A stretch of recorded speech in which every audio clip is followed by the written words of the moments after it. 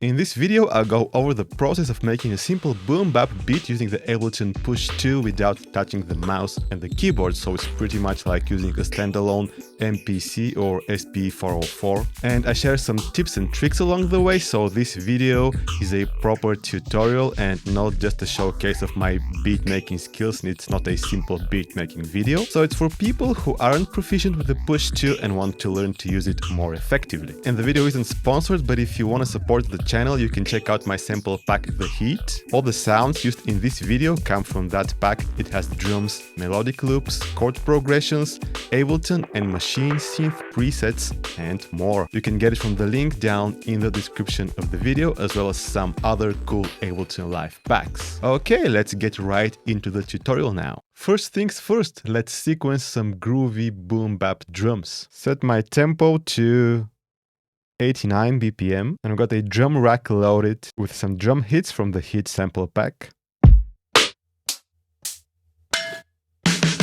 And I'm actually going to use these two hi-hats to alternate between them to have a bit of a more natural feel to the drums and not just repeat the same hi-hat sample, as that would sound a bit too robotic. So first thing we need to decide is whether we're going to be using the fixed length feature. So fixed length means that if we have it turned on, Ableton will loop our recording after a certain number of bars, or we can leave it off and record as long as we want and then choose which parts of our recording we're going to use. To set the fixed length, we can hold it and set it to a certain number of bars, or we can press it just once to turn it on and off. When it's blinking, it's turned on. When it's lit up all the time, it is turned off. I'm going to start with the fixed length turned off. I'm going to record some drums. Metronome turned on.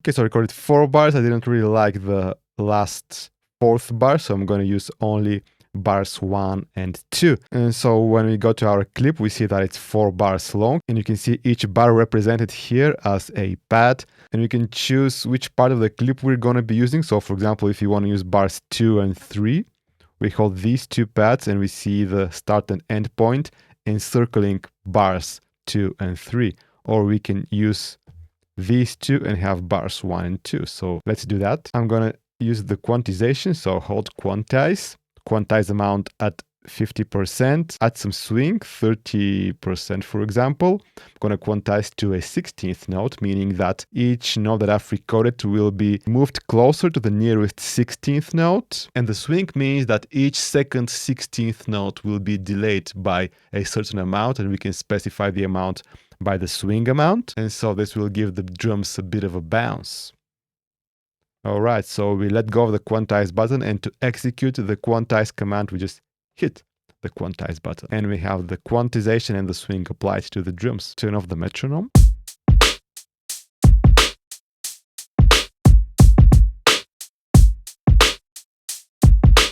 So we got some clean boom bap drums going on here. And let's say we want to add some variation to bar number 4, but we only have 2 bars that we're using now, because remember we didn't use the bars 3 and 4. We can double the loop, and now bars 1 and 2 are duplicated to bars 3 and 4. So we can add this sound,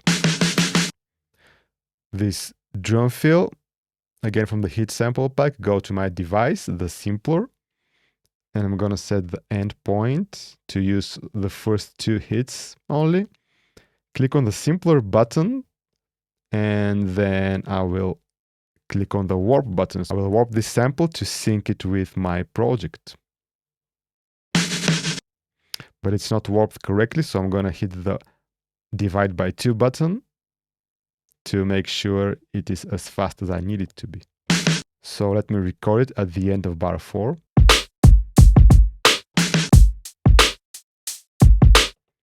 So that's what I wanted to do. I'm just going to turn it down a bit. But since this sample is warped, we can actually shorten the drum hits inside the sample. I'm going to go to my warping tab in the simpler device and set the loop mode to off and decrease the envelope, so it will sound a bit cleaner now.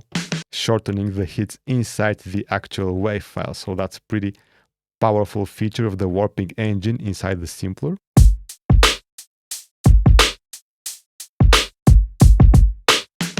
Cool, let's use this button to go out of the simpler device, and now we have our main view where we can see our tracks. On track 2, I've got some percussion.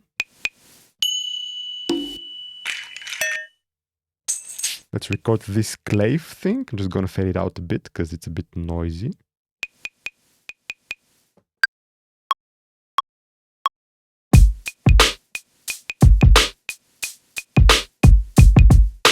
Let's quantize it. So I got this tambourine here, but I wanna add some reverb to it. Add device, and I'm gonna add some reverb.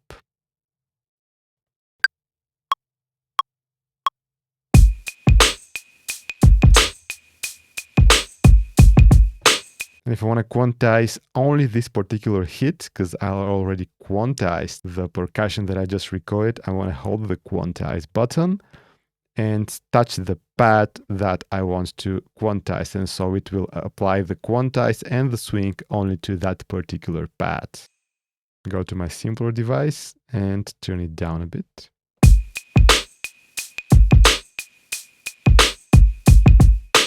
So I want to add this percussion as well.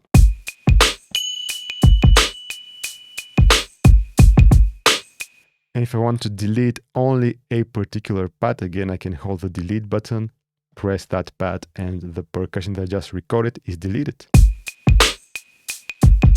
Let me re-record it once again.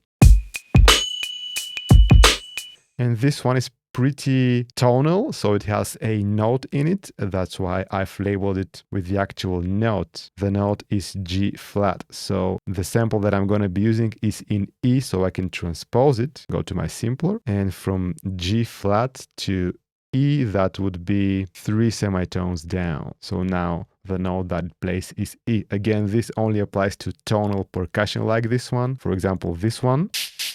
The cabasso doesn't really apply to it, as it's just a noise. So if I go to my session view, I can see that on track number 3, I got a percussion shaker loop, and I can just trigger it as audio. I'm not gonna load it into the simpler.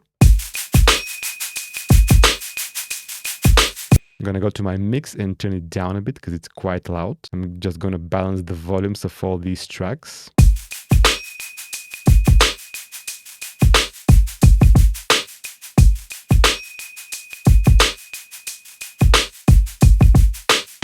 Track number 4, I've got a audio loop. It is again a sample from the hit sample pack. It is a loop with a chord progression and some melody inside. So I'm gonna chop it up. Let me solo it so I can play the whole thing for you to hear.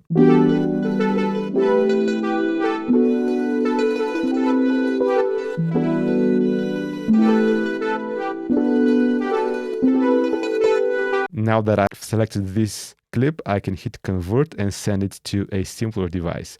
So now I have a new MIDI track with a simpler, track number 5, ready for the sample to be chopped. Click the simpler button to go inside the simpler device. On the mode, I'm going to use the slicing mode.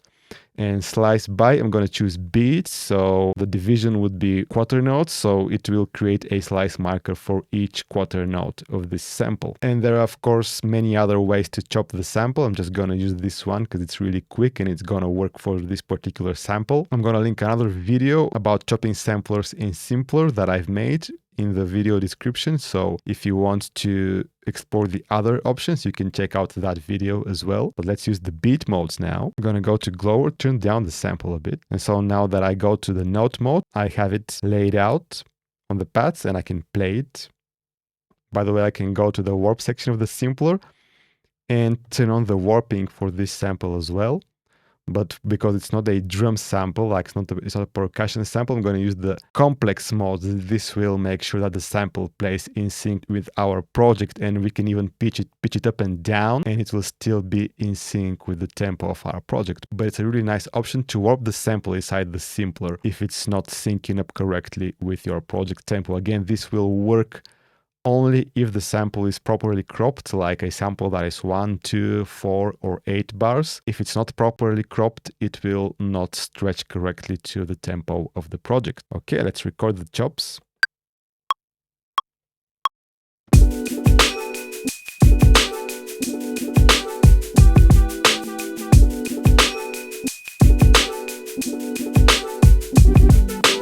Go to add track. I'm gonna add a new MIDI track. Go to my collections where I've got some instruments, and again I'm gonna use the instruments from the Heat sample pack. It has some nice Ableton Live presets inside. So let's go and find some decent bass patch. Maybe go with the bread and butter bass. Let's see which one is gonna work well. And we got a new track now with the bass. Go to the scale, make sure we got the scale set to in key. Again, we got the chromatic mode that shows all the notes, but using the in key mode is much easier. Setting the scale to minor and the root notes to E, because remember our sample was in E minor. So this will make sure that our bass line will be in the key of our track.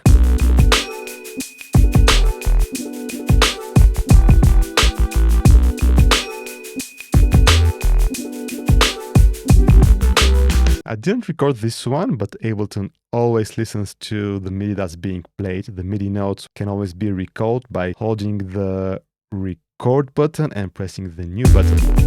This activates the capture feature.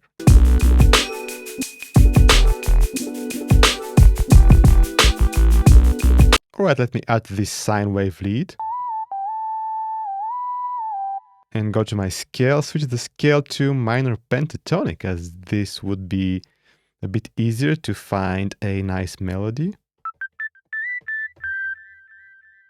Go back to my device and I'm gonna increase the delay amount on this one. We can turn the pitch bend into a mod wheel by clicking the select button and touching the touch strip. So we can activate the vibrato.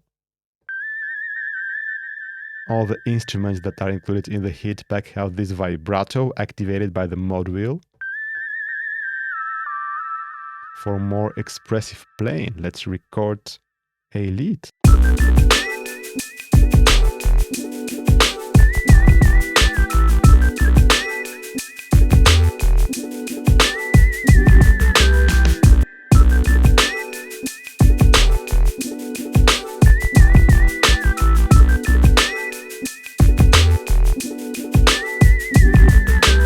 So I loaded my 404 XL rack inspired by the effects of the SP404 onto my master track. I'm gonna play around with it a bit.